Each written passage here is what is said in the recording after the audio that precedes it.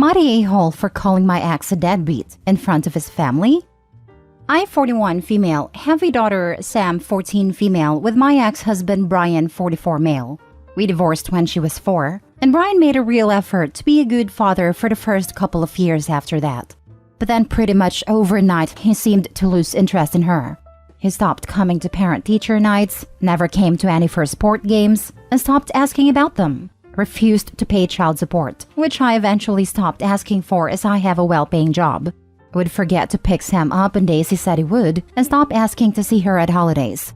On the rare occasions he remembered to pick her up, he would try and smooth everything over by buying her expensive gifts. And it's worked for a really long time, but it started to wear off now and Sam is starting to see through it. Sam has maintained a very close relationship with her paternal grandparents. Sam is a very accomplished field hockey player and represented our country internationally recently, and it's likely that she will be on the World Championship team later this year.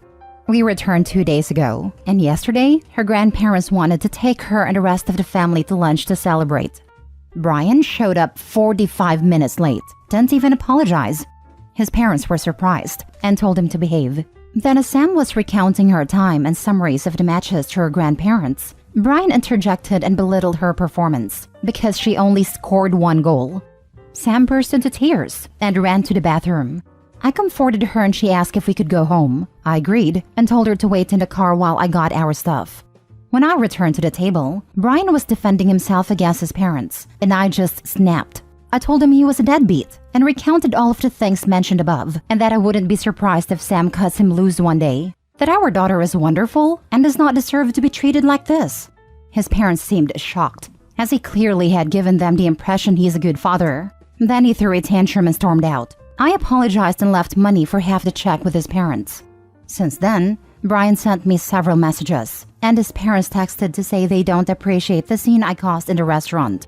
I don't think I did anything wrong, but my parents agree with them. So maybe I did? Am I the a-hole?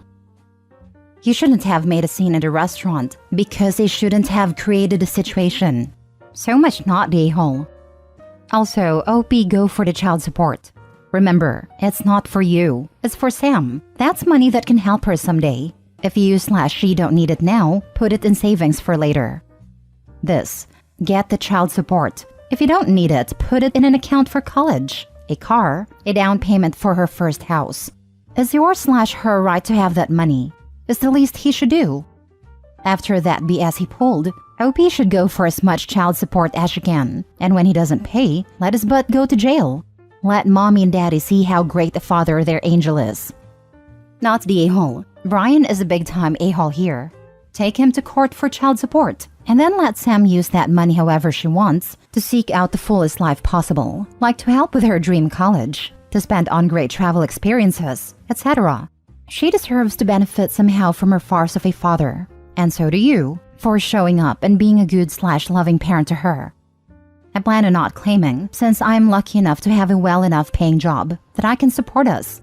I plan to tell her that before she turns 18, that between 18 to 25, she will then be able to claim all backdated child support, which will be about 12 years, I think, and it will be paid to her directly for her to use as she wishes. I don't think it's fair to let your 18-year-old kid go through the legal proceedings of getting backdated child support because he can't be bothered. You could easily fight to get the backdated child support and to get your ex to give the child support every month, but put all of that money in an account in your name until your kid turns 18 and give her access to it. Not the a-hole. You defended your child. Full stop. I'd respond to the parents and tell them you don't appreciate him belittling your child over a match he didn't even see, nor do you appreciate the fact he never sees any and is never there. So before they want to continue coming at you for making a scene, maybe they should stop and reflect on why the scene was necessary. Next story. Am I the a-hole for ruining my dad's chances of winning my mom back? My 25 female parents are getting divorced after 24 years of marriage. My mother was basically cheating on my father for months before he found out. I put cheating in quotation marks because my dad was a horrible husband, so I was actually happy she found someone else. Once mom said she wanted to separate, my dad completely changed. He said he didn't want her to leave, begging her to stay, saying he will change. He actually got on medication for his depression, started being more affectionate, and asked for couples counseling that he said my mom agreed to do. One day, I go to my parents' house, and my dad says he wants my help winning my mom back. We are in the backyard and mom is in the house. I told him no, because I want what's best for her and he's not it. He said that he has severe depression, and saying that is bad, without acknowledging how depression can affect a person, isn't right. He said he was disappointed, because if the genders were reversed, I would admonish him for cheating and breaking the vow of marriage.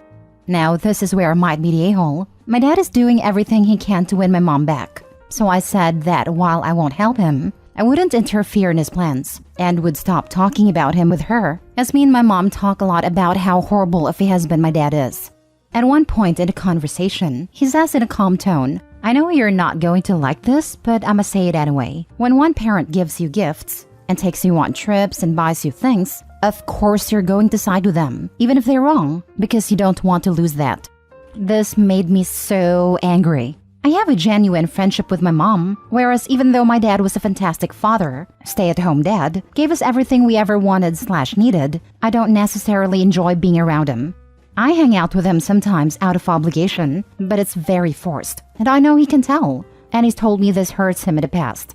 I basically went off saying screw you, and how dare you, and that he had no right to question my character. And the reason I like my mom is because he's no fun, unmedicated, he's rude and rigid, and it has absolutely nothing to do with money. I am screaming, but up until this point, our convo was calm, and we were almost whispering so mom wouldn't hear. My dad keeps trying to shush me, but I don't let up. I go to my mom and tell her what he just said, and he keeps looking at me saying, "Why are you doing this to me? I can't believe you're doing this to me." We were just having a calm conversation. Then I say I'm leaving, and my mom gets in the car with me. Later, my dad says that after my blow up, my mom no longer wanted to go to couples therapy. Am I the a-hole for blowing up and making it harder for my dad to win my mom back? Edit. I'm editing to add that the reason I am so involved is because both my parents talk about the other to me. My dad started it first, and my mom only got involved when I asked her if she was mistreating him in the way he was claiming. But they both are wrong for this. Other important info, my dad told me my whole life that he has bipolar disorder, and that is why he was so messed up. I've sent him books and podcasts and articles and lectures for years about his disorder. I made my entire family start therapy 2 years ago. And I said that my only request for dad is that he get medicated because he knows he has bipolar disorder. He just laughed and said, "I was waiting for you to say that. I'm not even bipolar." The therapist then got a little curt with me and said I shouldn't armchair diagnose just because I was a psych major, and my dad just nodded along. This is just one of his serious manipulations, but he does it to me often, and that's why our relationship is fractured. Now for the top comments.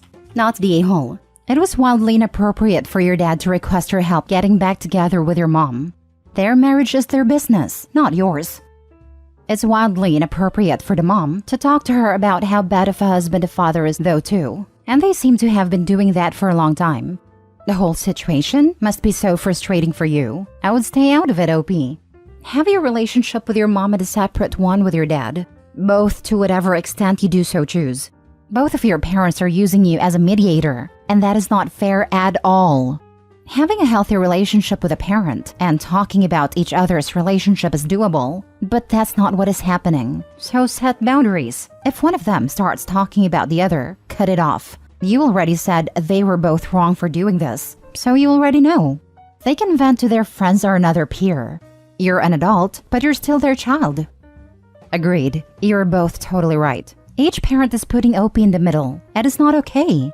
They need to figure their situation out on their own, not by dragging their adult daughter into it. Not a-hole. Your dad was trying to manipulate you and your mom, and you did the right thing calling him out. You didn't ruin his chances to do anything. He's been doing that for years, and just wants a scapegoat to blame his actions on. Next story. Am I the a-hole for not telling my girlfriend to cover up to spare my friend's feelings? I, 30 male, have a friend who invited me, my girlfriend, and a bunch of our other friends over to his house for a pool party/barbecue. One of the people attending was a good friend of mine named Christine, 37 female, who had given birth a few months ago. Christine had a hard pregnancy and developed postpartum depression, so she was looking forward to the occasion to help lighten her mood. Now, my girlfriend Alex, 26 female, is a model/influencer, and as you can imagine, she's very beautiful. This is important.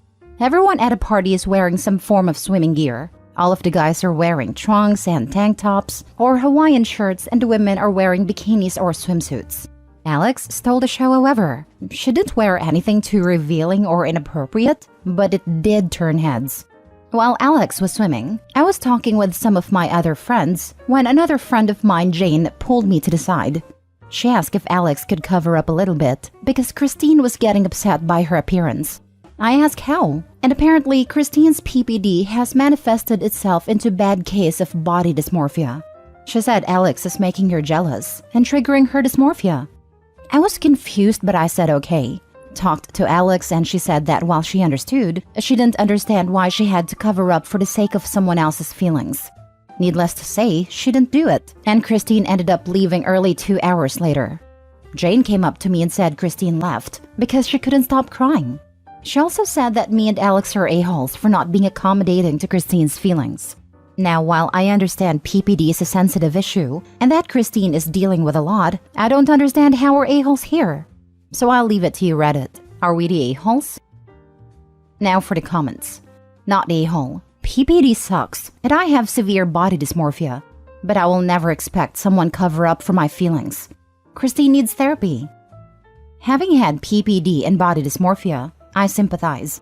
But I just avoided situations like this prior to therapy, and now have had enough therapy to deal. My mental health issues aren't my fault, but they're my responsibility. Not the a-hole.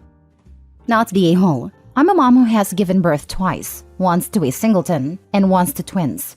It didn't matter what your girlfriend wore, Christine was going to get upset with someone. It wasn't your girlfriend, it was the environment. Christine wasn't ready. As long as your girlfriend didn't go out of her way and have the intention of upsetting Christine, there's no a-hole in the story. Christine is going to have to get comfortable with her new body and can be tough. That's some inner work she has to do. It's no one else's responsibility. It's a pool party. Christine wasn't ready. That isn't anyone else's fault. Maybe just do brunch next time instead. Also, when you don't have control over something that has to do with ourselves, we often unknowingly try to assert that control elsewhere. Christine likely feels like she doesn't have control over her own body, so she tried to assert that control over your girlfriend. It probably wasn't malicious or thought of, but something to keep in mind. I wouldn't tell Christine that though, lol. Not a-hole. You asked Alex and she elected not to cover up. Furthermore, if this were an issue where someone was uncomfortable because they found the appearance of someone else's bodies very unappealing, then asking them to cover up would be out of the question. Someone shouldn't have to cover up because they look too good. Excellent point. Also, it's a pool party. People aren't generally going to cover up unless they are super pale like I am and need to protect their skin. The only time policing someone else's body is understandable is if they visit holy religious sites. Last story. Am I the a-hole for donating a bunch of hand-me-downs my sister-in-law gave us instead of letting my kids wear them? My sister-in-law has kids who are a few years older than mine, and she was kind enough to keep some of their clothes aside to hand down. We've graciously taken a lot of the clothing over the years. Some of them end up as rags, some of them have been donated, etc. Well, this past month she handed off a bag of clothes for the summer. I sorted through the clothes, but there were unfortunately some clothes that I don't really encourage my kids to wear. To be clear, the thing that I don't encourage is clothes advertising something, a brand, media, etc. My kids understand this and know that rule is that I am not going to buy them any of that crap. But if they want to use their own money just so they can parade around advertising someone's brand for them, I don't stop them. And yes, me and their father model this behavior as well. My husband donates his company branded fleeces as long as he gets them. Anyway, when my sister-in-law saw the donation pile had a bunch of her offerings, she got mad. She told me that it's a direct insult to her and her generosity. I told her that the clothes will still get used by someone, and she told me I was being draconian and snobby, and that my kids are afraid to express who they are inside. I admit that when she said this, I did laugh. Because my son is one of those kids who goes to school with nail polish and does things like slam poetry and chalk drawing clubs. Well, that's the issue. Am I the a-hole for donating some of the clothes for my sister-in-law all these years?